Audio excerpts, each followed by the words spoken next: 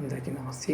నా తదుపరి చిన్న వీడియోకు స్వాగతం పలుకుతూ మీకు తదుపరి సమాచారం తెలియజేశాను. నా చిన్ననాటి తోటి విద్యార్థిని ఆమె మా ఇరు కుటుంబాలు స్నేహభావంలో ఉండేవి.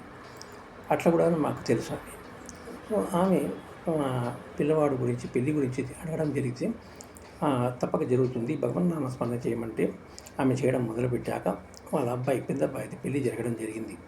మరి సంతాన ప్రాప్తి అని అడిగితే అది కూడా తప్పక ఇస్తారు. వారు ఒక అద్భుతం ఇచ్చారంటే మరొకటి ఇచ్చే అవకాశం ఉంటుందని తెలియజేశాను. అదేవిధంగా వారికి సంతాన ప్రాప్తిని కూడా ఇచ్చారు. వారు ఇతర దేశంలో ఉంటారు. పెద్ద అబ్బాయికి సంతాన ప్రాప్తిని కూడా ప్రసాదించారు. కానీ రెండో అబ్బాయికి వివాహం గురించి అడిగితే తప్పక ఇస్తారని తెలియజేయడం, ఆ తర్వాత ఇవ్వకపోతే నేనే స్వయంగా కూడా మనవి చేయడం జరిగింది. కానీ ఇప్పటి వరకు వారి ఆ అవకాశాన్ని ఎందుకు కల్పించలేదో తెలియదు. ఎందుకంటే వారి నిర్ణయమే అంతిమ నిర్ణయం, స్వామివారిది, అమ్మవారిది. మా వంతుగా ప్రయత్నం చేస్తాం. మా పరిధి దాటి వెళ్ళడానికి లేదు కాబట్టి మేము మరొకసారి ప్రయత్నం చేయలేదు. సుమారుగా వీలుంటే అవకాశం ఉంటే ప్రయత్నం చేస్తామని మనవి చేస్తూ మీ అందరికీ పేరు పేరున ప్రతి ఒక్కరికి నమస్కరిస్తూ నా ప్రత్యేక ధన్యవాదాలు తెలియజేస్తున్నాను. ఓం నమో వెంకటేశాయ.